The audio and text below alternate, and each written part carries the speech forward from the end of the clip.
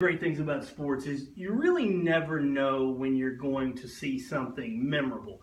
We didn't see a great football game tonight, but we saw a tremendous finish and really just a lot of effort by both teams in Penn State's 21 night. This was a very memorable night. Oh, one of the great finishes that they've ever had. It's when you're on deadline, it's hard to remember games that are won on the last play.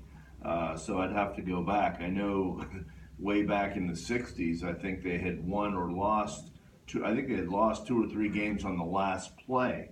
So I'd have to, kind of go back. Sometimes things are clinched, but to win the game on that play, Tracy McSorley, two things. Obviously Barkley, you just run out of descriptions for him. But McSorley, what he is able to do in the clutch, that's what separates athletes.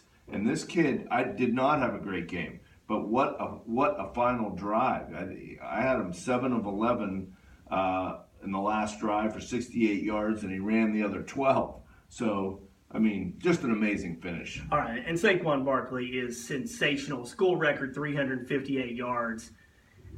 Other than Barry Sanders, I don't know if I've ever seen a running back with as good a feet as Saquon. And that's extremely high praise. I think Barry Sanders is the greatest running back of all time. When that guy touches the ball, how incredible is it? Well, right. He can get to daily, runs over people, he runs around them, he jumps over people, and he was injured toward the end. We'll see what comes out of that this week, what kind of shape he's in for the Indiana game, but you could tell he really sucked it up at the end. It looked like he tweaked his ankle, in the fourth quarter.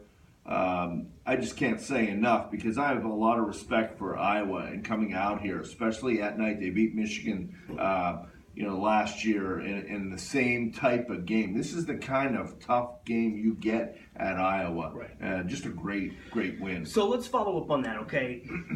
Is Penn State as good as we thought? Or was this an example of when you go on the road in college football and against a place that's got good tradition that you're going to have a tough time at times? So big picture for us, where are we with this Penn State team?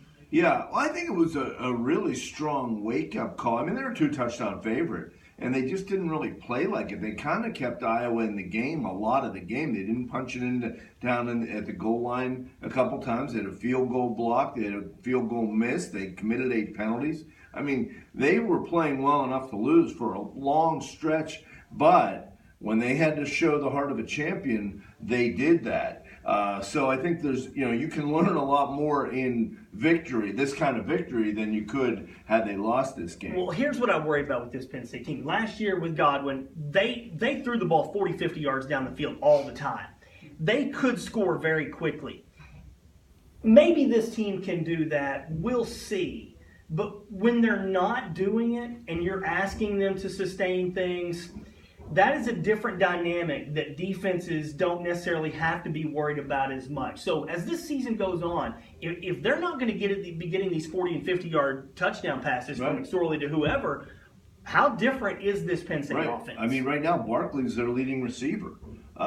It is different, and they didn't appear to be all that sure of themselves when they moved. Hey, they ran 99 plays today. Yeah, it's incredible. Iowa only ran 45. This is Wow. the reverse of what Penn State has been winning with. They're the ones that have only been keeping the ball for 24 minutes. They kept the ball for 40 today, and yet, it didn't translate into a lopsided type situation. But a couple times they let the clock run out. They had to call timeout, and they just didn't seem like they were all that sure of themselves when they got down, inside the 5. Well, I'm as big of a Joe Moorhead fan as there is. I don't think he had a particularly great play calling game tonight in some of those crunch situations. Barkley, till the end. Yeah, exactly. Well, we'll see about this. I heard Gaddis may have been the one that called that play. We'll see. But Joe Moorhead is a sensational play caller.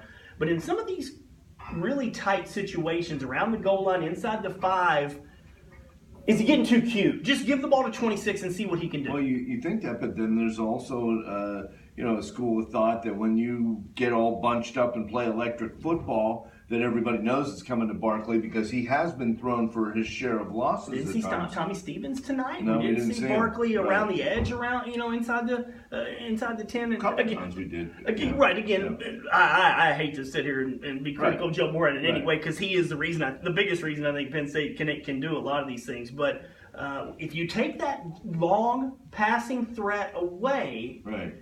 How different might we have to view things? Yeah.